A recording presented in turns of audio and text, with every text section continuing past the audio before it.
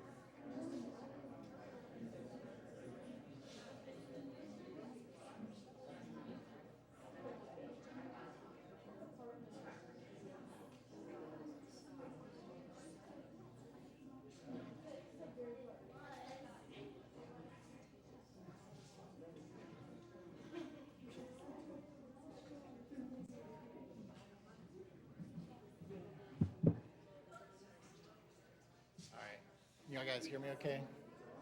No?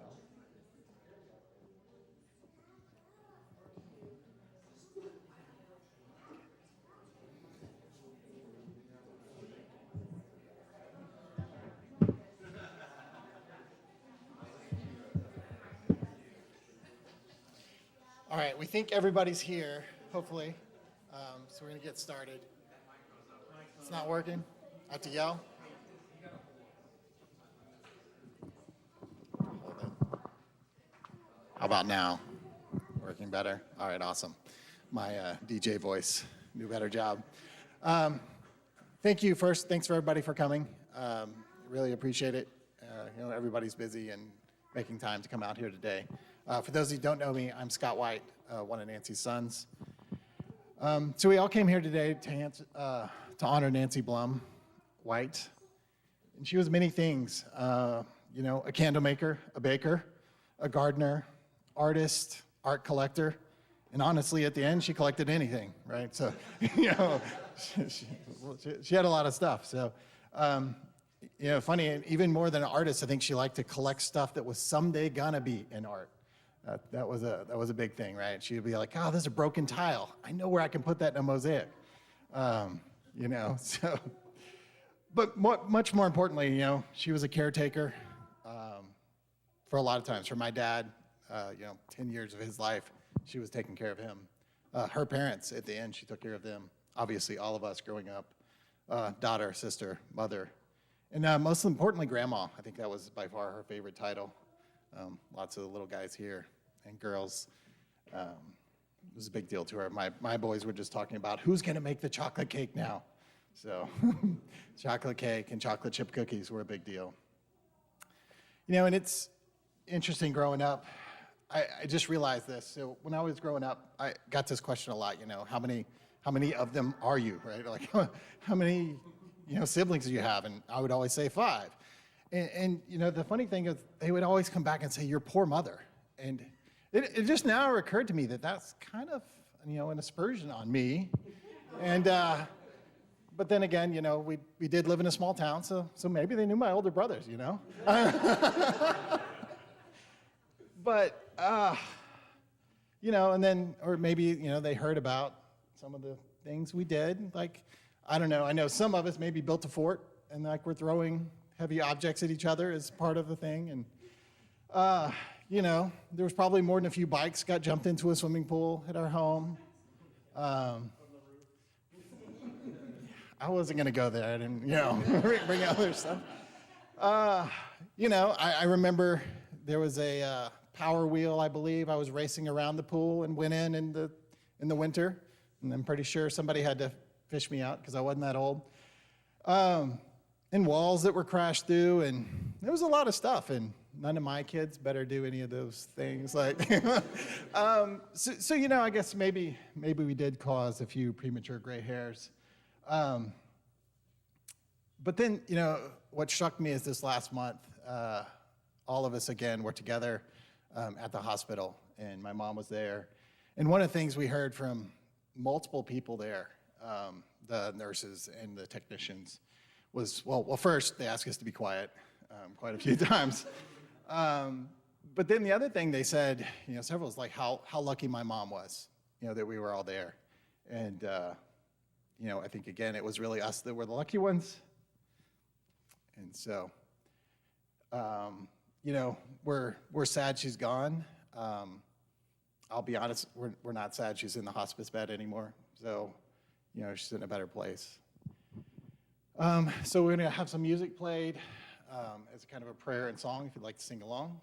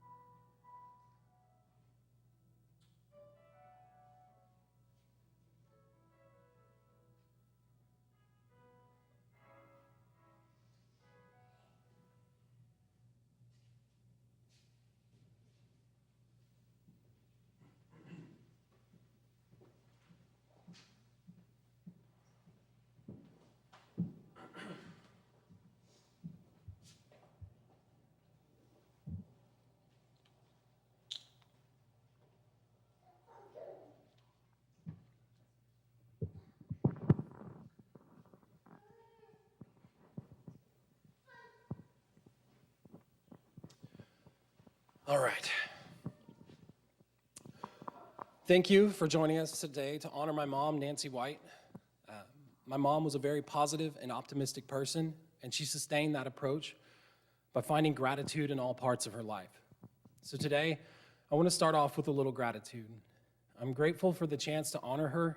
I'm grateful that so many of you chose to share this time with us, knowing that she had some impact on your life. And I'm grateful, most of all, for all the time I had to share with her and the things I learned from her. She was a kind-spirited soul, a truly incredible mom and grandma, and just an overall amazing person. I will also say thank you in advance as I likely ramble and stumble through this. My mom did so many things for our family and had such an impact on me personally. Thinking about and trying to find the right words to honor her in just the right way has felt like a nearly impossible task. There's so much beauty and nuance to capture. Nancy White was a woman of many talents and accomplished a great deal in her life. She loved artistic and creative endeavors. She could draw, paint, play piano, and sing. She was incredibly intelligent, a great student, and spent her lifetime learning. She graduated from SMU and then went on to get her master's degree from LSU. She was a great friend. She made connections everywhere she went. She nurtured relationships that would last a lifetime and span across the country and overseas. She found love.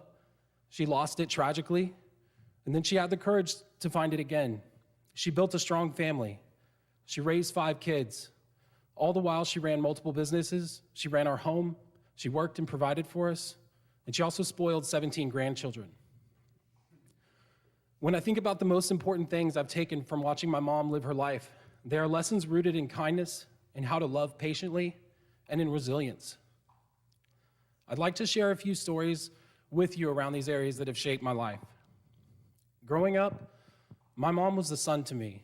I have no shame in standing here and saying that I was a mama's boy. Kindness came naturally to her. It was just as easy as breathing. Pretty much everyone I know that has met her, even in the challenging parts of her life recently, commented on her warm personality. She always had something nice to say or to make you feel better. When she walked into a room and saw you, there was always a joyful greeting, a big smile, and a twinkle in her eyes.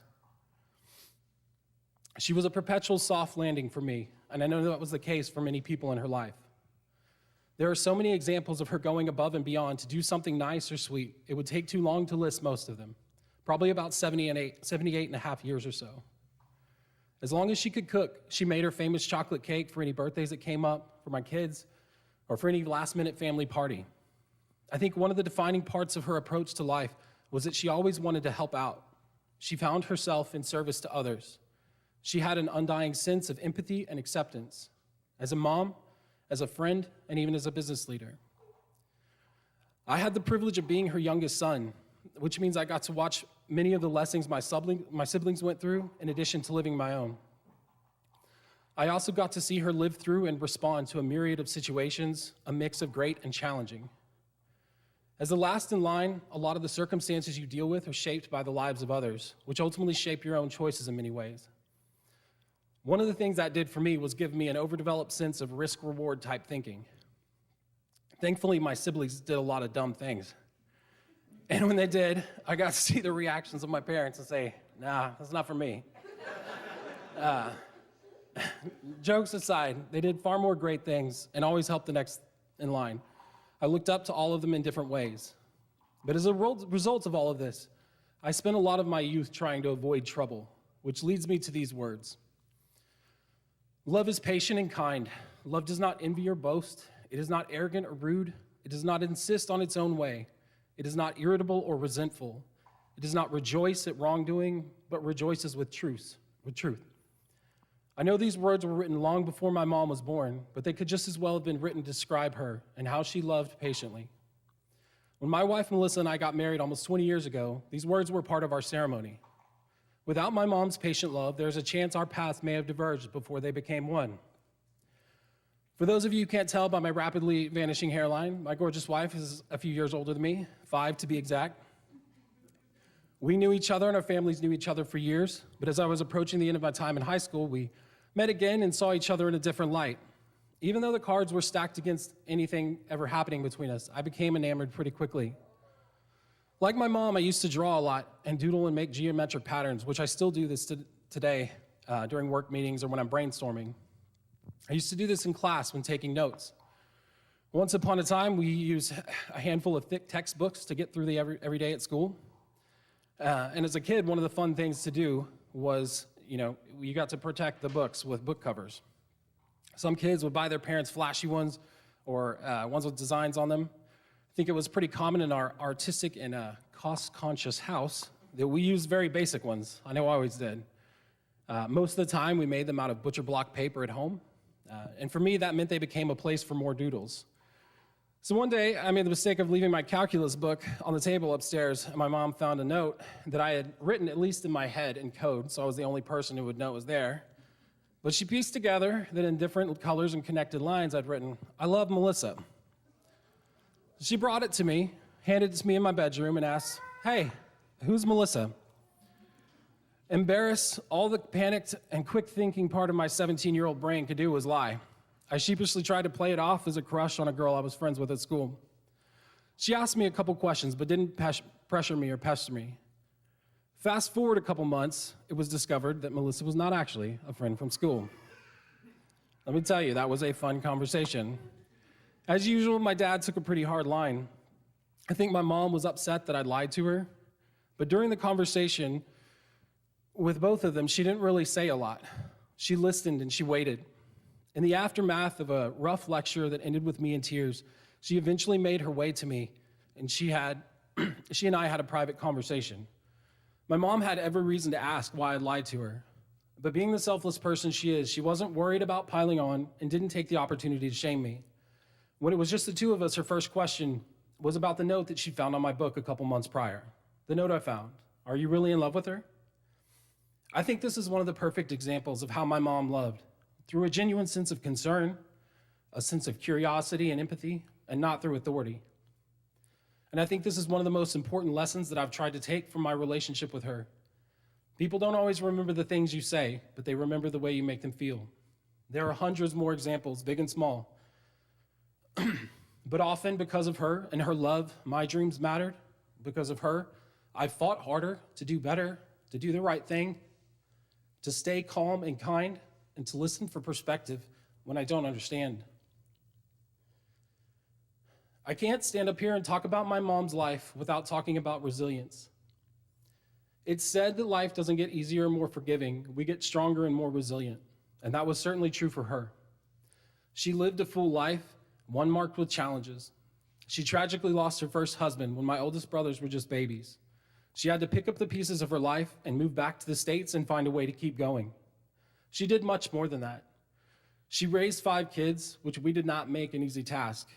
And not too long after we were all out of the house and building our own lives, my dad's health started failing, and she was his caretaker for almost 11 years. She did his daily at-home dialysis routine and cooked to meet his dietary needs. We often hear throughout our life that love is a gift, and it is. For the last 40 years, I've learned through her example that love is so much more complex than that. I've learned that thinking of it only as a gift is a disservice to you and to those that you love. Love is not sustained through happenstance, and it is not always about happiness and joy. It's just as much, if not more so, about sitting through the hard times, about bouncing back, and finding balance and consistency. Love is a choice. Every day you get to choose how you show up for the people around you. You get to choose how you respond to adversity and mistreatment, even from those closest to you. You get to decide how and when you forgive, to be a soft landing or a hot stove moment, to sit still even when you feel like running, to do nothing more than to sit and hold a hand as the inevitable approaches. Watching my mom's health fade these past few years has been one of the most daunting things I've gone through in my life, and it wasn't even happening to me. There's something uniquely awful about watching someone you love live through dementia. Death by 1,000 cuts is perhaps the most apt analogy. It's a ruthless and terrible disease. The last few months of her life were incredibly hard. But just as she did in other times in her life, my mom was resilient and weathered storm after storm. Watching her go through what she did, I was reminded of a passage from The Old Man and the Sea that says something like, "Everything about him was old, except his eyes. They were cheerful and undefeated." The last few years, her abilities were eroded like the ground disappearing from beneath her feet. but she always rebounded in some way, even small. As you'll see in the many of the pictures we share later today, her eyes always had a little bit of sparkle and joy. Even as her mind and body failed her, her spirit, her smile, and her eyes, they remained undefeated.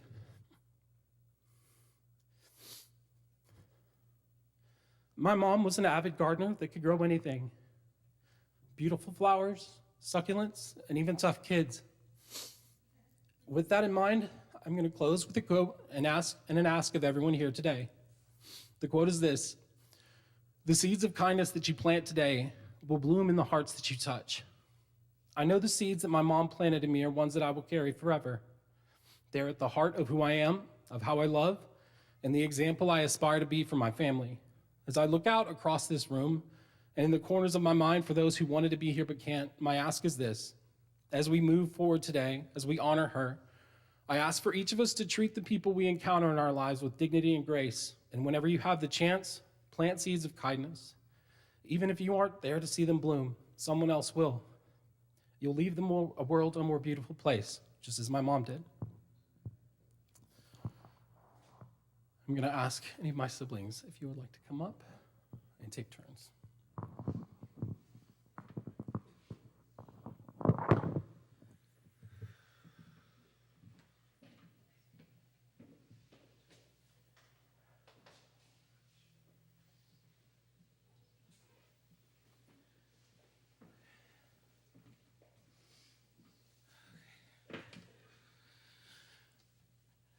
All right.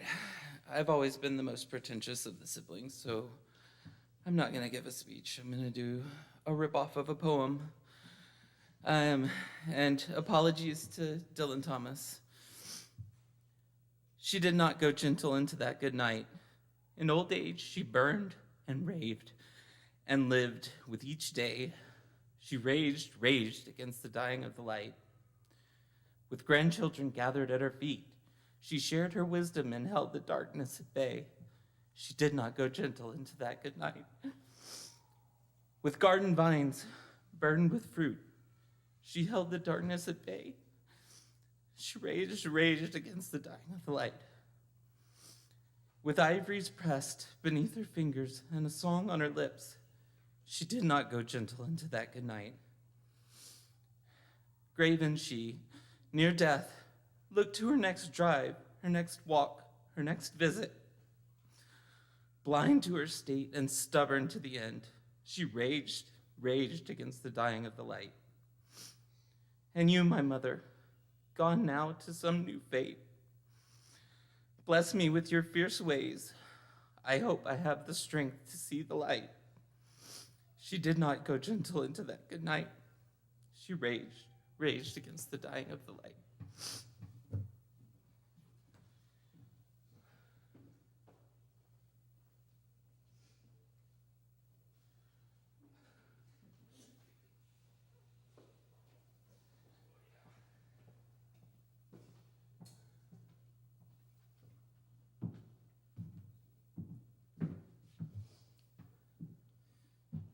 It's really small.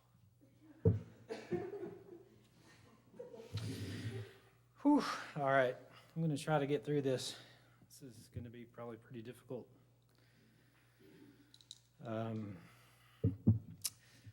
I'm Hans, the second oldest of the five.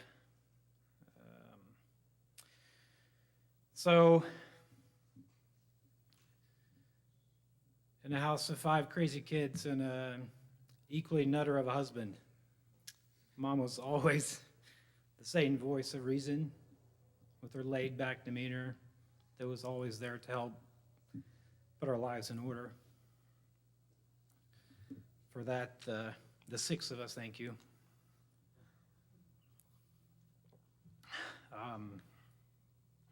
I'm going to keep this pretty short just because, because I'm going to have to.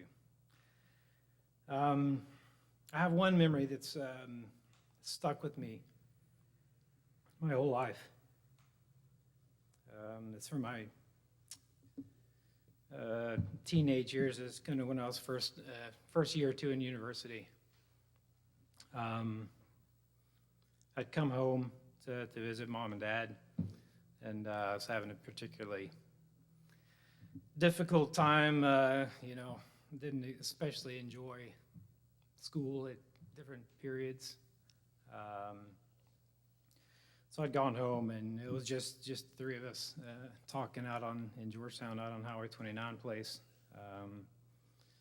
And as often would happen toward the end of the visit, you have your visit, as a lot of our family knows, you have your visit, and then, okay, time to go.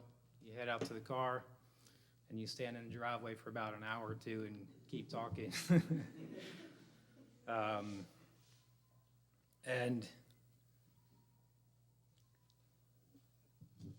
yeah, so the driveway was often a place of the best discussions and life lessons and lectures, and it was a good place. We often were out there. So here I was, not really like what do I want to do?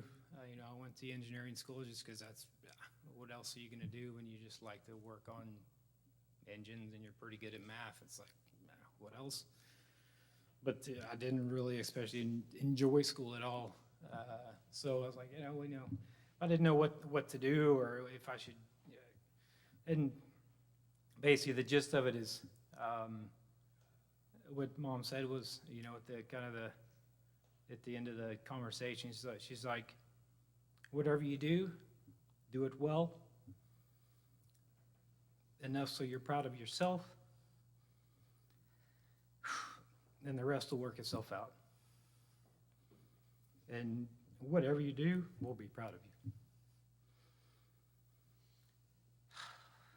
And that is something that's kind of become one of my mantra, if you will. And I hope that I can teach that to my kids. And maybe some of you can take that on as something, it's just one of the best things I've ever heard. I'm not where she got it, or she made it up or read it out of a book or whatever, but it's pretty good. It's a good one to have in your arsenal. So,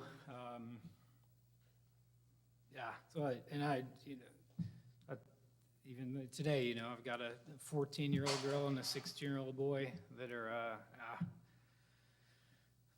I tell them, it's like, before I had you, I had an afro, and now look at me. Thanks for that. Me too. Yeah.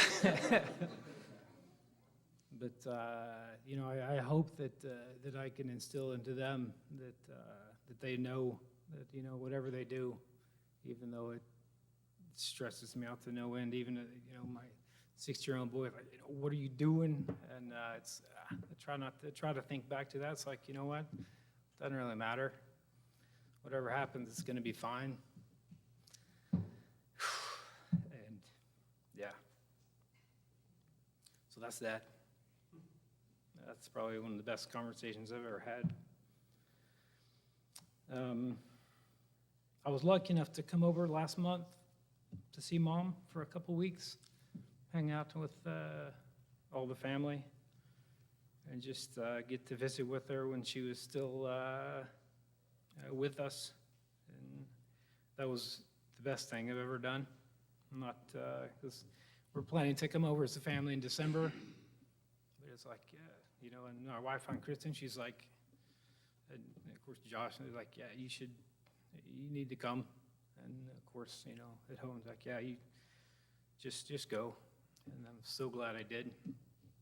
And the Friday that I left, I was flying out that afternoon and drove over to see Mom, and Josh was there. It's like around lunchtime, so Mom was awake, and she was very, even in the last time, she's very active with her hands and stuff all the time. Yeah, and Josh is like, geez Louise, So even whether she's kind of half sleeping or awake and talking to you or whatever, she's always kind of doing something or playing with her blanket or an IV or something. Oh, what's this? was like, Mom, and she's, and funny, just, we're having to reprimand our own mom, like, Mom, you can't be pulling on that. She's like, oh, yeah, that's right. I'm not supposed to be pulling on that, man. No. So I'm like, and like, Josh or someone, they bought this little blanket thingy that had all these little objects kind of sewn around the outside that I guess is specific for, that. Put that in her hand, and she can kind of play with all the little things, whatever. So anyway, we're sitting there, and she's all pulling on everything. So I'm like, Mom, where's your little blanket? And she's like, huh, what do we? I'm like, that little square one with all the little dealy whoppers on the outside. And she just busted out laughing. She's like, dealy whoppers? She's like, man, what? She's like, what's a dealy whopper? I'm like, I don't know. It's all those things on the outside of your blanket. So, and she's just like laughing out loud, and me and Josh is cracking up, so we had like a 5-minute conversation on dealy whoppers, and lucky for me, that was the last time I saw her, and my last memory of her. So thanks for that. And I just that's about all I got. Josh said everything else, so I want to just a huge thanks to Josh and Melissa and all of his kids and all the other brothers that are that have helped out so much. And since I left 17, 18 years ago, but especially the last year, you guys, your carb is good forever. So thank you. And we love you, Mom.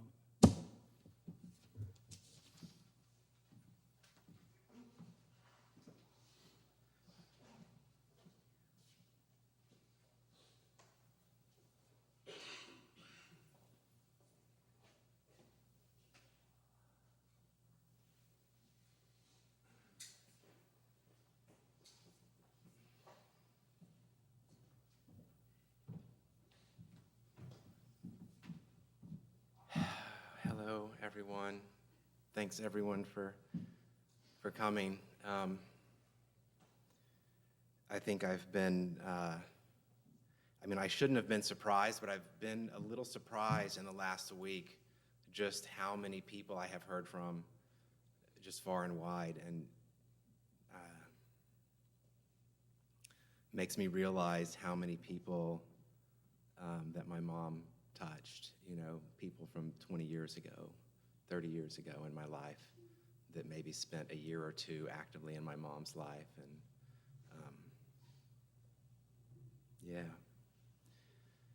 And unlike my organized brothers, I didn't write anything down, and sister. And I sometimes try to trust. I told Josh earlier that I've stood outside at night having speeches in my head, pieces of them, and thinking like, ooh, that's really good. I definitely got to talk about that and trust that it will just come back in the moment if I don't get too nervous and if I pause long enough. And I think we have about an hour and a half, so.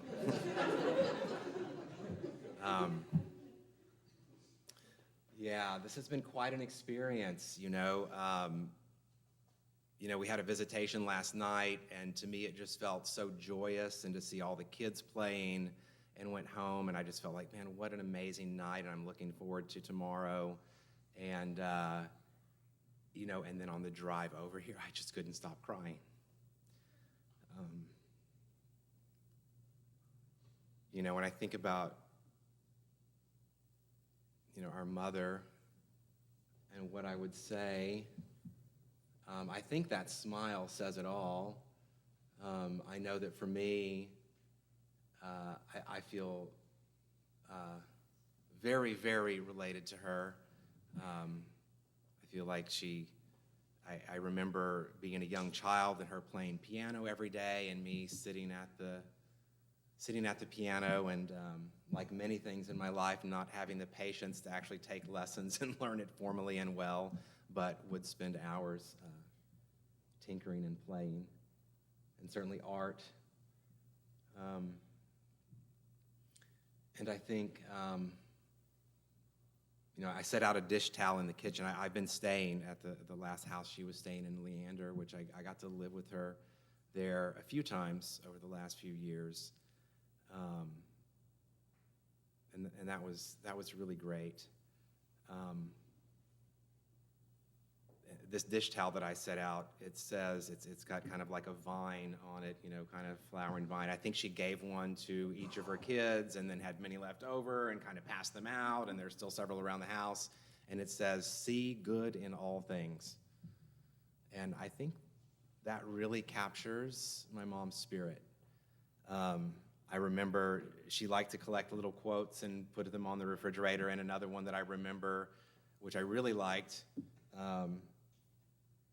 is, and I'm paraphrasing, and I also don't know who to credit it to except for my mother, is that most people are about as happy as they choose to be. I think that it was, I don't know if it was her or my dad that made an impression on me when I was fairly young, telling me that, studies have been done, and if you smile, the act of flexing these muscles causes endorphins to be released. So just by choosing to smile, you will feel better. And I think that's a great lesson. It's very true. And yet it's also great to be able to cry. I do feel lucky that I spent a lot of great time with my mom in the last few years. I was living in Mexico City for 2 of those years, and so interestingly, when I was living 30 miles away in Austin, of course I would see her periodically, but I never, ever spent the night there, right? Because I lived in Austin 30 miles back south, so of course I would go back into Austin. And when I was living in Mexico City, I would come into town and I would stay. And I stayed a couple times. I stayed for a while, like a month. And then a buddy of mine recruited me to work for South by Southwest last year. And so I came and I stayed with her for 2 months. And that was a real blessing to get to, take her to the grocery store and cook together. Mostly I would cook for her and go on walks together. Listen to music together, play piano for her.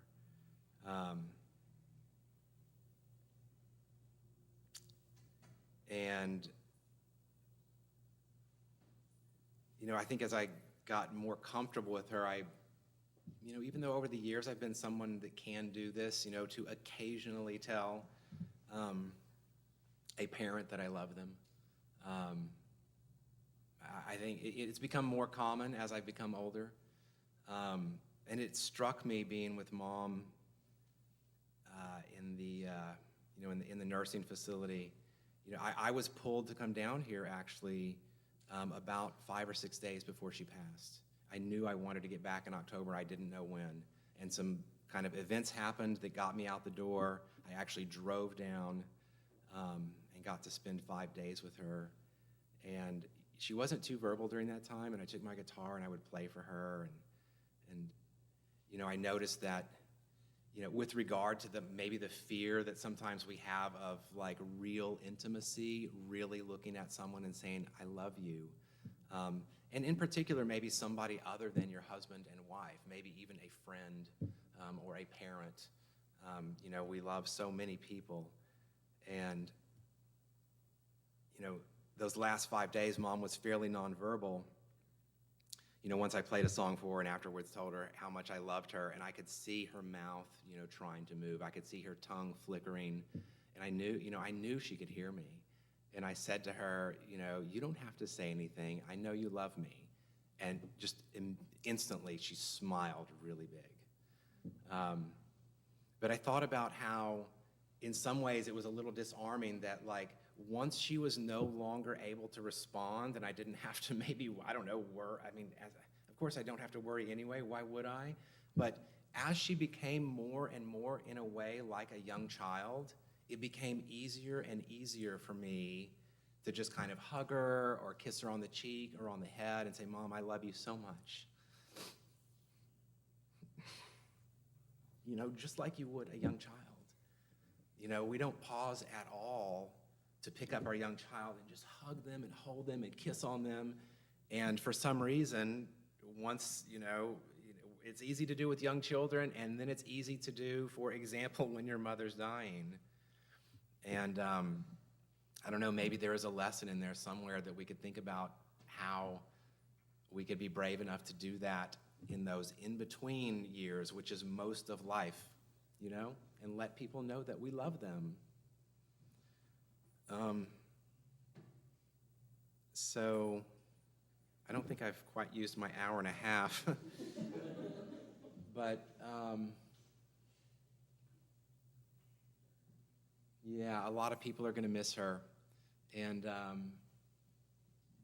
there's also something beautiful, though, in a funeral and a passing.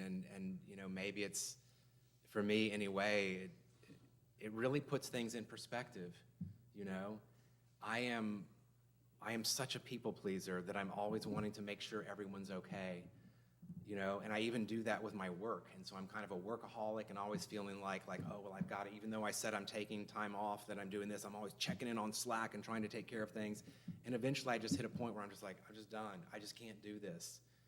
And the company's still in business. It's okay. And I need that. I need reminders to kind of pause and think about what's really important in life, And and it's family and friendship and love and taking care of each other. And work is fun and great also. But yeah, I'm grateful. I'm grateful to have paused for a moment. And yeah, I don't know what else to say. I love my mother so much, and I know everyone here does. And I just thank you all for being here. And I don't know what's next on the program, so I don't know what to say.